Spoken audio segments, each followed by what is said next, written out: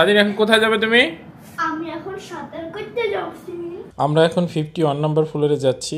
Wow, মোড়ের ভিতর যায় সাঁতার কাটবো, ফুটবলের ভিতর যায়। আমরা চলে আসছি কেএলসিসি পার্কের কাছে। 30 মিনিট পর পর মিউজিকের তালে তালে ওয়াটার শোটা হয়ে থাকে। এটি দেখছেন, এটি সেই বিখ্যাত পেট্রোনাস টুইন টাওয়ার।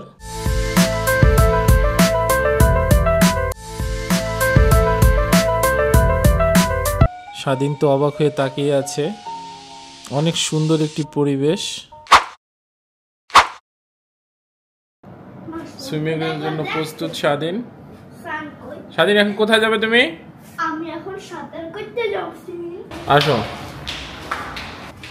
সুইমিং এ যাচ্ছি। স্বাধীন 71। আমরা এখন 51 নম্বর ফ্লোরে যাচ্ছি। 51 নম্বর ফ্লোরে এই হোটেলের যে ইনফিনিটি সুইমিং পুলটা আছে, এই 51 নম্বর ফ্লোরেই সেই ইনফিনিটি সুইমিং পুলটা। এই সুইমিং পুলটা আমি একজন বিদেশি ব্লগার এর ইউটিউব চ্যানেল থেকে দেখেছিলাম। এত সুন্দর লেগেছিল, ভেবেছিলাম হয়তো বা কোনো ক্যামেরার কিংবা কোনো এআইয়ের কারসাজি, কিন্তু বাস্তবে এসে দেখলাম যে না, সত্যি সুইমিং পুলটা অনেক সুন্দর। বাংলাদেশি কোনো ব্লগার কিংবা ইউটিউবাররা এসেছে কিনা আমি জানি না, কিন্তু না আসলে অবশ্যই এই সুইমিং পুলে আসবেন, এই হোটেলে থাকবেন আর এই সুইমিং পুলটার যে ভিউ উপভোগ করবেন। Kuala Lumpur 2 hotel view 51 floor. Wow, the platinum hotel থেকে কুয়ালালামপুর সিটির যে ভিউটা উপভোগ করতে পারবেন। কেএল টাওয়ার, সাতু 1 নম্বর টাওয়ার পাশেই দেখা যাচ্ছে, এবং কেএলসিসি টাওয়ার। কুয়ালালামপুর সিটির এত সুন্দর ভিউ আপনি এই সুইমিং পুল থেকে উপভোগ করতে পারবেন, যা হয়তো বা অন্য কোনো সুইমিং পুল থেকে নাও দেখা যেতে পারে।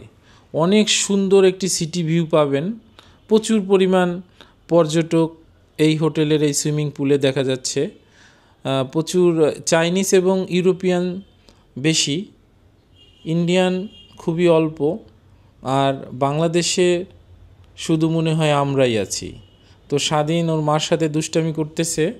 স্বাধীনের মা একটু আনইজি ফিল করতেছে, কারণ এরকম পরিবেশের আগে কখনো আসেনি। তাই আমি বলবো, যারা বাংলাদেশের ইউটিউবার কিংবা ব্লগাররা আছেন, কিংবা এমনি যারা আসেন বেড়াতে মালয়েশিয়াতে, অবশ্যই চেষ্টা করবেন এই হোটেলে থাকার এবং এই ইনফিনিটি সুইমিং পুলের সৌন্দর্য উপভোগ করার। আমরা এমন একটি সময় সুইমিং পুলে এসেছি যাতে দিন এবং রাত এই দুইটি ভিউই আমরা দেখতে পারি। আস্তে আস্তে সন্ধ্যা নেমে আসলো, আর চারদিকে বিভিন্ন রঙের আলোতে সজ্জিত হয়ে উঠল কুয়ালালামপুর সিটি। সত্যি অসাধারণ লাগছে পুরো সিটির ভিউটা। মোড়ের ভিতর যায় সাঁতার কাটবো, ফুটবলের ভিতর যায়। অনেক সুন্দর একটি সময় উপভোগ করলাম দ্য প্লাটিনাম হোটেলে, এই সুইমিং পুলে। তো এই হোটেল সম্পর্কে বিস্তারিত কমেন্ট বক্স এবং ডিসক্রিপশন বক্সে দিয়ে দিব।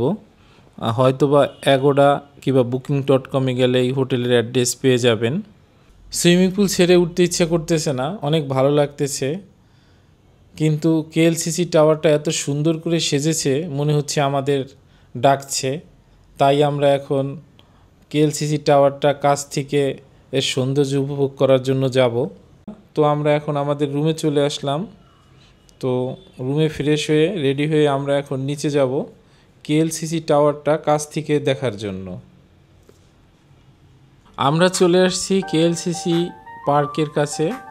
আমাদের দেখেই মনে হচ্ছে পানিগুলো খুব আনন্দিত এবং উৎফুল্লিত হয়ে নেচে নেচে আমাদেরকে স্বাগত জানালো। অনেক সুন্দর একটি সময় আমরা এই কেএলসিসি পার্কে ভিতরে প্রবেশ করলাম। ওয়াটার শো হচ্ছে।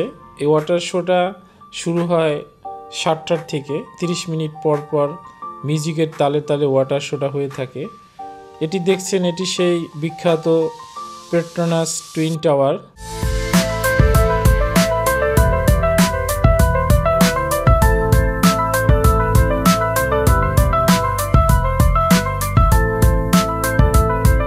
মালয়েশিয়ার মূল কুয়ালালামপুরের মূল দর্শনীয় স্থান এবং দর্শনীয় যেই প্লেস বলতে বোঝায় এটাই হচ্ছে সেই পেট্রোনাস টুইন টাওয়ার।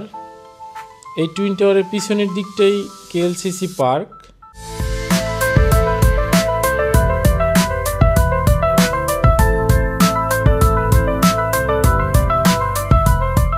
অনেকেই আছে যে কেএলসিসি সামনের দিকটা থেকে ছবি তুলে চলে যায়, অনেকে এই পার্কটা সম্পর্কে জানে না।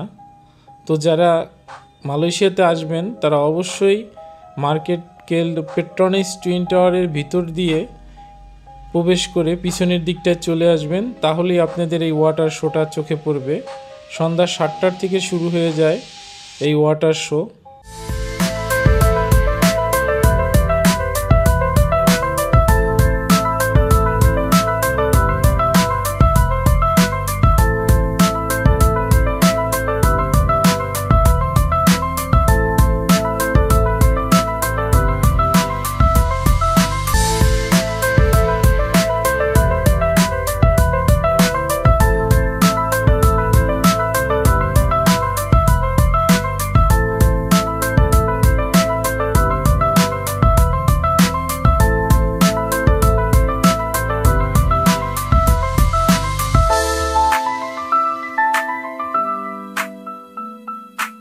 ওয়াটার শো পাশাপাশি এই পেট্রোনাস টুইন টাওয়ারে আপনি ইন্টারন্যাশনাল ব্র্যান্ডের অনেক শোরুম পেয়ে যাবেন কেনাকাটা করার জন্য।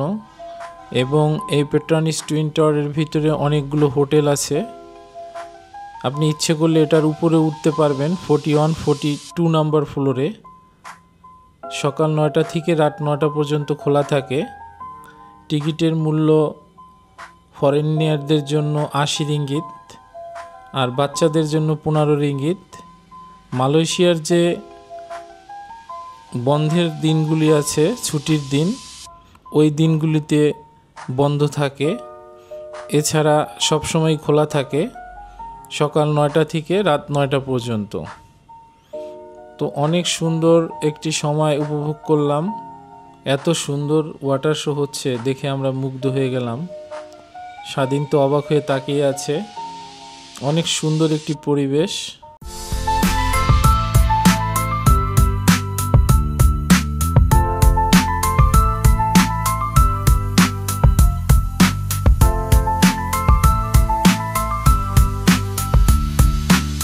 অবশ্যই কুয়ালালামপুরে যারা আসবেন এই শোটা উপভোগ করবেন, ভালো লাগবে।